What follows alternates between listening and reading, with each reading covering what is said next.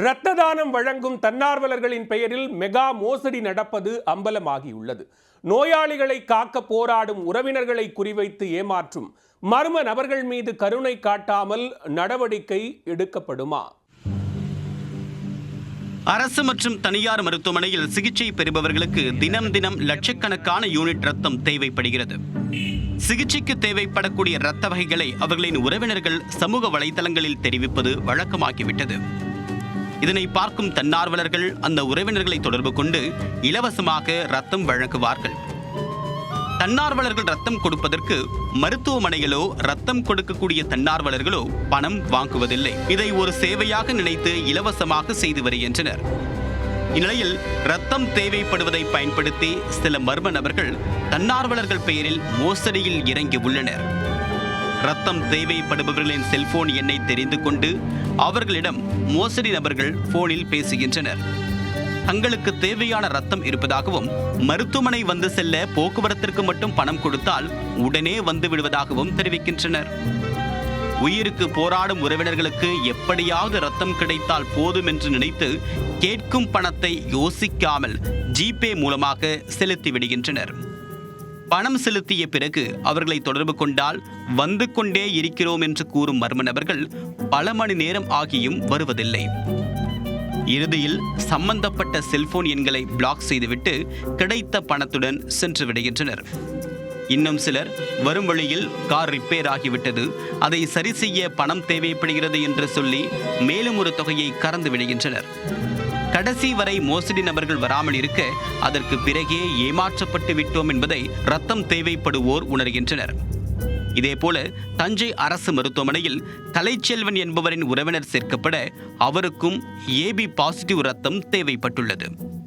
ரத்தம் தேவை என்று சமூக வலைதளங்களில் அவர் தகவல் பரப்ப பரணிக்குமார் என்பவர் தொடர்பு கொண்டு 3 யூனிட் ரத்தம் உள்ளதாக தெரிவித்துள்ளார்.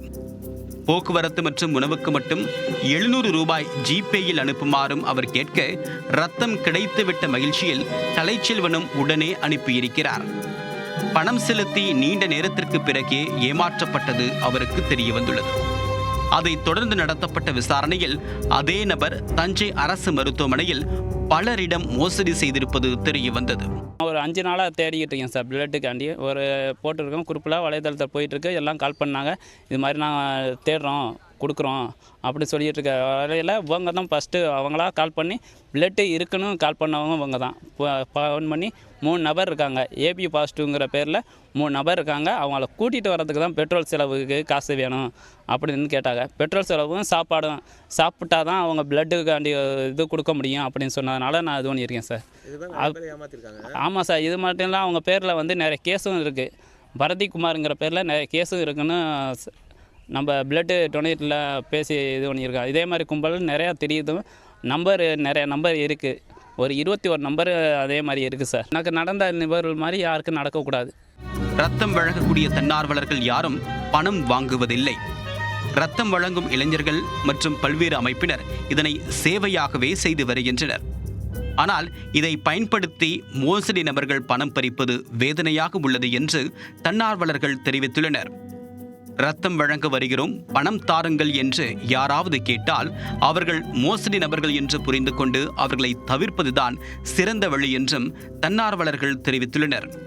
யாரெல்லாம் ரத்த தேவைக்காக கேட்கின்றார்களோ அவர்களிடம் கால் செய்து நாங்கள் அந்த ரத்த வகையை சார்ந்தவர்கள் உங்களுக்கு தானம் செய்வதற்கு தயாராக இருக்கிறோம் என்றெல்லாம் கூறி நாங்கள் மருத்துவமனைக்கு வருவதற்கு பணம் அனுப்பி வையுங்கள் என்று அவர்களிடம் மோசடியாக ஜிபே எண்ணை கொடுத்து அதன் வாயிலாக இணைய வழியில் அந்த பணத்தை பெற்றுக்கொண்டு செல்லை சுவிட்ச் ஆஃப் செய்து விடுகின்ற ஒரு மாபெரும் மோசடி சமீப காலமாக அனைத்து இடங்களிலும் நடைபெறுவது வருத்தத்திற்குரியது. இனிமேல் யாராவது இது போன்று நாங்கள் ரத்தம் தருகிறோம், எங்களுக்கு ஜிபேல இல்லாத இணைய வழியிலாக காசு அனுப்பி வைங்க அப்படின்னு கேட்டா எவரும் உரிய விசாரணை இன்றி அனுப்பி வைக்க வேண்டாம். எந்த தன்னார்வலர்களும் இலவசமாக இந்த குருதியை தரக்கூடிய இளைஞர்களும் எவ்வித பிரதிபலனையும் எதிர்பார்ப்பதில்லை என்பதை இந்த காணொலியின் வாயிலாக, இந்த நியூஸ் 8 தொலைக்காட்சியின் வாயிலாக அனைவருக்கும் தெரிவிக்க கடமைப்பட்டிருக்கின்றோம். அவசரமாக ரத்தம் தேவைப்படும் போது பதற்றத்தில் இருக்கக்கூடிய உறவினர்களை மோசடி நபர்கள் எளிதாக ஏமாற்றி விடுகிறார்கள். ஆனால் இது குறித்து பாதிக்கப்பட்டவர்கள் யாரும் இதுவரை முறையாக புகார் அளிக்காத காரணத்தால் மோசடி நபர்கள் தொடர்ந்து கைவரிசை காட்டுகின்றனர். நோயாளிகளின் உறவினர்களே ரத்தம் கொடுக்க முன்வந்தால் மட்டும்தான் இது போன்ற மோசடிகளை தடுக்க முடியும் என்று மருத்துவர்கள் தெரிவித்துள்ளனர்.